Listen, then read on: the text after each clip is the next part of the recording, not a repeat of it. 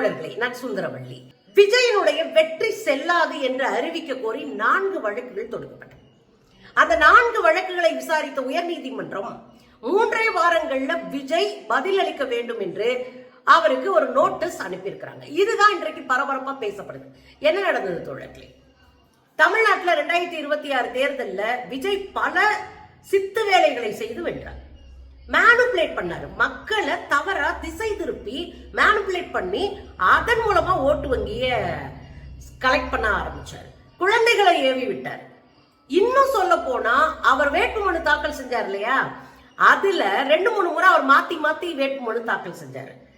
சொத்து விவரங்கள் மாறி மாறி வந்துச்சு அந்த வேட்புமனுக்கல்ல. அதாவது இருக்கிற சொத்தை மறைச்சிட்டு கொஞ்சோண்டு சொத்தை அவர் வேட்புமனுல காட்டியிருந்தாரு. இதை நம்ம விவாதப்படுத்தினோம் அன்னைக்கு. இதே போலதான் திருச்சி கிழக்குலையும். இப்ப திருச்சி கிழக்குலையும் பெரம்பூர்லையும் இவருக்கு அடுத்து ஓட்டு வாங்கி நின்ற திமுக வேட்பாளர்கள் இவர் மீது வழக்கு தொடுத்திருக்காங்க. 2 பொதுமக்களும் வழக்கு தொடுத்திருக்கிறாங்க.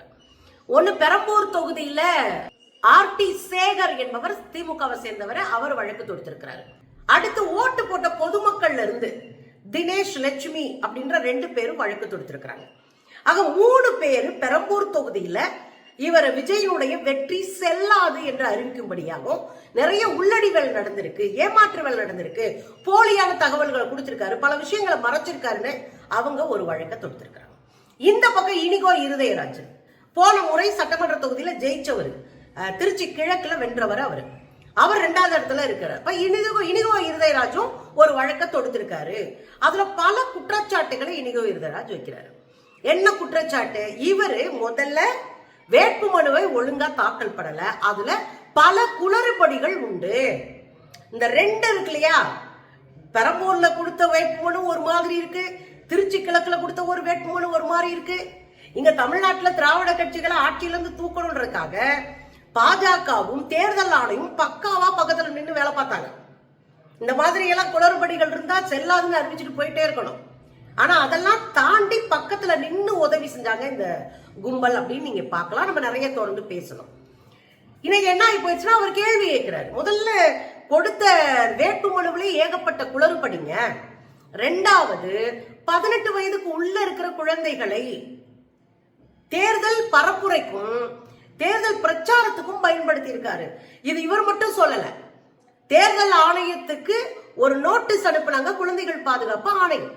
அந்த நோட்டீஸ்ல என்ன சொன்னாங்கன்னா, சின்ன சின்ன குழந்தைகளை விசில் அடிக்க வைப்பதும், அவங்க வீட்டாளர்களோட மல்லுக்கட்ட வைப்பதும், அவங்க வீட்டாளர்களுக்கு நீங்க விஜய் அங்கிள் தான் ஓட்டு போடணும் அப்படின்னு விடாம தொந்தரவு செய்வதற்கும் தூண்டி விட்டாரு விஜய்.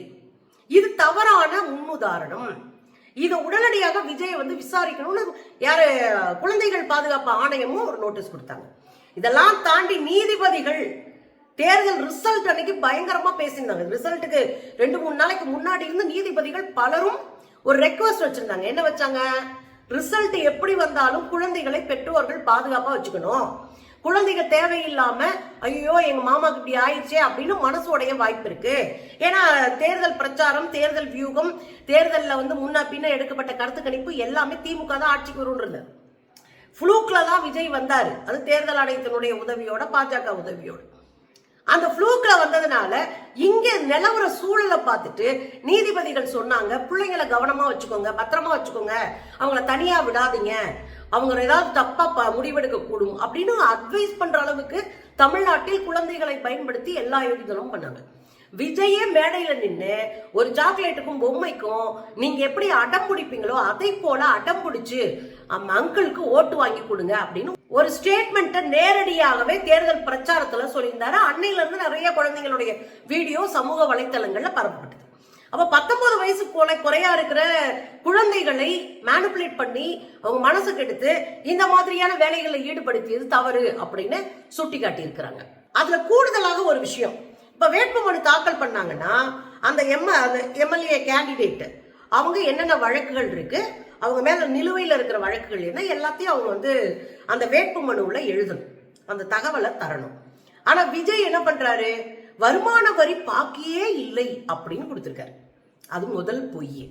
ஏன்னா 2015 அவர் பிளாக் மணியா வாங்கி தின்ன 15 கோடிக்கு வரி கட்டாம ஏய்ப்பு செய்திருக்கிறார் என்று இங்க இருக்கிற ஐடி, ஒன்றிய அரசினுடைய ஐடி இன்கம் டாக்ஸ் டிபார்ட்மெண்ட் அவங்க வீட்டை சர்ச் பண்ணி அதுக்கான ஆவணங்களை எடுத்து நீதிமன்றம் அதன் மீது தீர்ப்பு சொல்லியிருக்கு. ஒழுங்கா வரி கட்டாம ஏய்ப்பு செய்ததனால் 10%, அதாவது 1.5 கோடி ரூபாயை நீங்க ஃபைன் கட்டணும் 15 கோடிக்கு அப்படின்னு தீர்ப்பு சொல்லியிருக்கு. அந்த வழக்குல கூட விஜய் போய் நேரடியா நின்று இல்லங்க நான் தப்பே பண்ணல, நான் எதுவுமே பண்ணலாம் சொல்லல. லேட்டா நீங்க வசூல் பண்றீங்க வரிய, லேட்டா நீங்க ஃபைன் போடுறீங்க, ஏன் அன்னைக்கு என்ன பண்ணீங்க அப்படின்னு தான் அவர் கேட்டாரு. ஆனா நான் ஒழுக்கசீலன், நான் நேர்மையானவன், நான் எல்லா வரையும் கட்டிட்டேன், என் மேல பொய்யா குற்றம் சாட்டுறீங்க என்று அவர் எந்த இடத்துலயும் வழக்குல பேசல. சோ அதை கொண்டு இந்த வேட்புமனுல அவர் போட்டிருக்கணும்.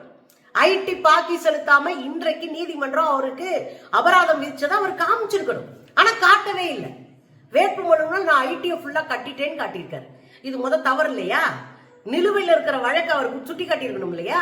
இதை தாண்டி இன்னொரு தேர்தல் சட்டம் இருக்கு. அது என்ன? வழிபாட்டு தலங்கள்ல அந்த தேர்தல் காலத்துல அந்த அடையாள சின்னங்களோடு, கட்சியினுடைய அடையாள சின்னங்களோடு ஒரு பேட்ச் குத்துறது, ஒரு துண்டை போட்டுட்டு போறது அல்லது கொடியை பிடிச்சிட்டு போறது தப்பு. இது வழிகாட்டுதல் நெறிமுறையில இருக்கு, தேர்தல் ஆணையம் கொடுத்திருக்கு. அப்படி இருக்கும்போது கழுத்துல மஃப்ளர் போட்டுக்கிட்டு தேவாலயத்துல போய் மொட்டி போட்டு நடந்தாரு நம்ம அண்ணன் விஜய். இது அன்னைக்கே எல்லாரும் கண்டிச்சோம், இந்த நாடகத்தெல்லாம் விடுங்க அப்படின்னு.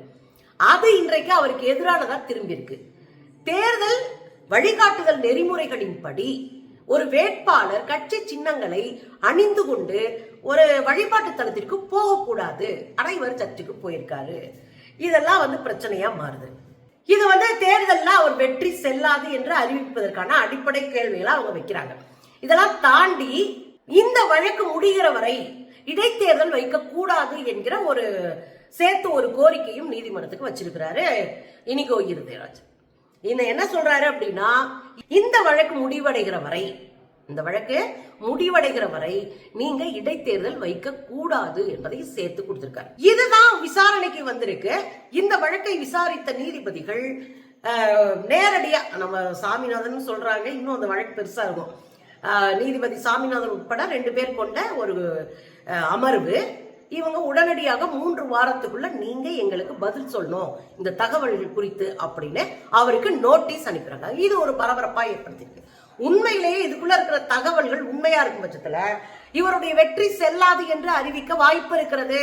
ஏன்னா நீங்க உங்க மேல வழக்கு இருக்கு, அது நிலுவையில் இருக்கு, அபராதம் விதிச்சிருக்கு நீதிமன்றம். அதை குறித்து நீங்க எந்த இடத்துலயும் காட்டல. இது வழிகாட்டுதல் நெறிமுறைப்படி தவறு.